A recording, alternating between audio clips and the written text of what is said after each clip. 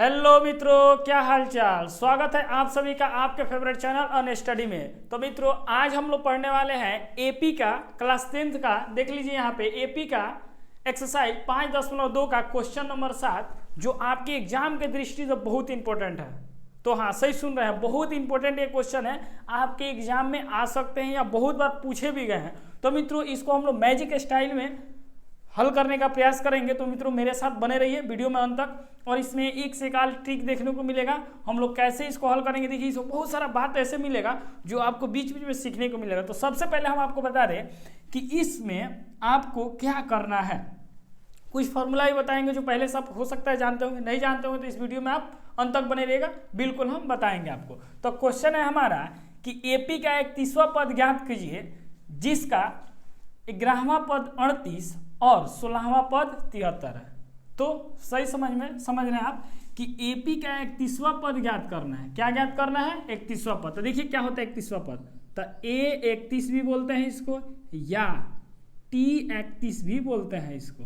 तो सही समझ रहे हैं, A31 या T31। क्लियर हुआ? चलिए, जिसका 11वां पद 38 यानी A11 कितना दिया हुआ है? तो कहिएगा 38 दिया हुआ है। नेक्स्ट हमारा क्या है? 16वां पद कितना दिया हुआ है? तो A16 इक्वल टू दिया है कितना? 73। तो ये क्लियर हुआ। आपको निकालना है 31वां पद जिसमें 11वां पद 38 और 16वां पद कितना दिया हुआ है? तो कहिएगा 73 दिया। हमको निकालना है 31वां पद। 31वां पद निकालने के लिए हमको दो चीज़ पता होना चाहिए। एक तो पता होना चाहिए हम लोग का ए का मान, और एक पता होना चाहिए डी का मान। अब ये क्यों? तो हम लोग की दुनिया में कोई भी पद आपको निकालना हो तो ए और डी का मान पता होना चाहिए। एपी का एक फॉर्मूला होता है जिसको हम लोग यहाँ पे लिखते हैं, देखिएगा ए एन इक्वल टू होता है A plus N minus 1 into D. कोई भी एपी निकालना हो, यहाँ पे नंबर कोई भी आपसे पूछ दे तो आप क्या करेंगे? ए का मान और डी का मान पता होना चाहिए, तभी आप दुनिया में कोई भी एपी आप निकाल सकते हैं। तो चलिए, क्लियर हुआ। चलिए अब इसी को हम लोग हल करने का प्रयास करते हैं, सोल्यूशन करते हैं। देखिए क्वेश्चन को अब बारी बारी से हम लोग देखेंगे और बनाएंगे। तो देखिए जो दिया है वो लिखते हैं। 31वां पद निकालना है तो लिखेंगे A31 इज इक्वल टू वाट, यानी ये तो हम लोग को निकालना है ना। चलिए आगे, अब क्या दे रहा है क्वेश्चन? 31वां पद निकालना है। A11 दिया है 38 और A16 दिया हुआ है 38। तो अब तनी समझिए क्वेश्चन में, अगर हम n के जगह पर 11 रखें तो A11 का मान क्या होगा? तो कहिएगा कि A plus 11 minus 1 into D, तो हो जाएगा A प्लस 10D। कोई कैसे? तो 11 में से 1 घटेगा तो कितना हो जाएगा? 10 होगा। तो 10 में D से गुना करेंगे तो 10D हो जाएगा। तो हमारा हो जाएगा A11 इक्वल टू दिया हुआ है कितना मुन्ना? तो कहिएगा 38 दिया, तो लिख दीजिए 38। अब इसको आगे बढ़ाते हैं हम, तो कहिएगा A प्लस 11 है तो ए को कम करके लिख दीजिए, कुछ मत कीजिए, फॉर्मूला मतलब ए को कम करके लिख दीजिए। तो 11 पूछ रहा है तो लिखिए 10D इक्वल टू कितना? तो कहिएगा 38। इसको मान लेना समीकरण नंबर 1। अब नेक्स्ट दूसरा हमारा क्या है? अब दूसरा को लेके चलेंगे। तो दूसरा हमारा है कि A16 यानी A16 पूछ रहा है। देखिए A16 बराबर A plus 16 minus 1 into D, तो कहिएगा A प्लस 15D, यही ना होगा। तो अब लिख रहा है, तो फिर यहाँ पे हो जाएगा कि A16 इज इक्वल टू कितना? तो कहिएगा दिया है 73। तो अब इसको हम हल करेंगे तो ये हो जाएंगे A plus 15D is equal to 73। इसको मान लेना समीकरण नंबर 2। अब समीकरण नंबर 1 को और 2 को क्या करना है? हमको हल करना है। तो बिल्कुल समझ में आया होगा। चलिए हम इसको मिटाते हैं और आगे बढ़ते हैं हमारा क्वेश्चन की तरफ। तो चलिए क्वेश्चन अब देख लेते हैं हम लोग। तो अब क्या करेंगे? 1 और 2 को समीकरण को लिखते हैं हम।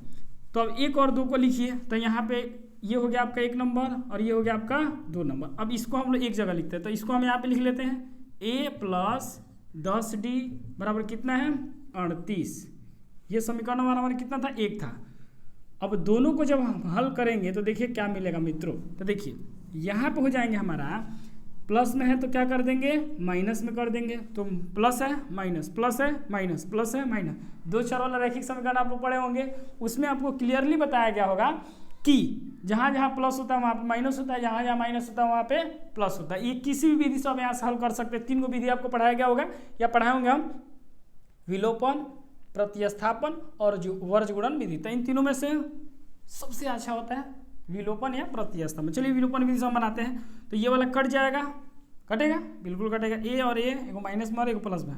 चलिए 15 में से 10 घटेगा तो कितना होगा, तो कहिएगा कितना होगा, तो 5D इज इक्वल टू, चलिए 73 में से 38 को घटाइए तो 13 में से 8 घटेगा तो कहिएगा 5 होगा। 7 में से 3 घटेगा तो कहिएगा कितना होगा, 7 में से 3 नहीं घटेगा, देखिए इसमें से खारसी चला 6 बचा, 6 में से 3 घटेगा तो कहिएगा 3 बचेगा।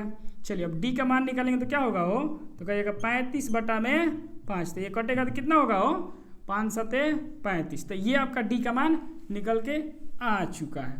अब डी का मान समीकरण नंबर 1 में या 2 में रख दीजिए, किसका मान निकल जाएगा, तो ए का।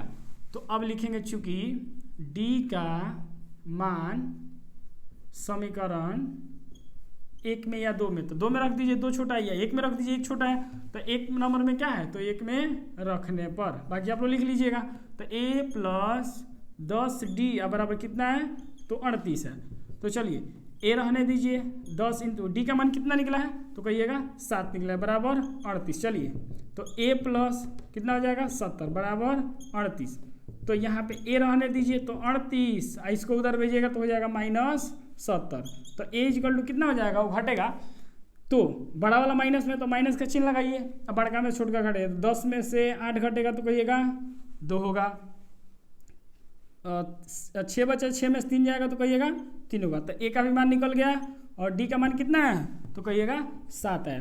अब जैसे ये हमारा निकला, अब हम लोग क्या निकालेंगे, तो कहिएगा कि 31वां पद निकालेंगे। तो अब लिखेंगे हमारा क्या हो जाएगा, तो a 31 हो जाएगा। तो a 31 इज इक्वल टू, तो a प्लस कितना हो, तो कहिएगा 30D, यही ना होगा हो। चलिए नेक्स्ट, a का मान कितना है, तो कहिएगा -32, 30, और डी का मान कितना है हो, तो कहिएगा 7 है, तो हो जाएगा -31, सॉरी -32, 7 3 का 21, 210। अब आगे बढ़ाइए, तो आगे बढ़ाएंगे तो हमारा क्या होगा, तो कहिएगा कि -32, 210 में से घटाएंगे -32 को, तो देखिए क्या होगा, तो 0 में से 2 घटेगा, यानी 10 में से 2 घटेगा तो कहिएगा 8 होगा।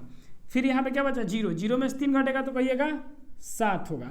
यहाँ पे क्या बचा है 2 में से अब कुछ नहीं घटेगा, तो 2 तो हर सिंह चला गया, तो 1 बचेगा, 1 में से घटेगा तो हो जाएगा आपका 1, और ये हो जाएंगे आपके दिस इज करेक्ट आंसर। तो आशा करते हैं कि ये वीडियो आपको पसंद आया होगा, क्वेश्चन भी समझ में आया होगा। तो मिलते हैं अगले वीडियो में, तब तक के लिए जय हिंद जय भारत।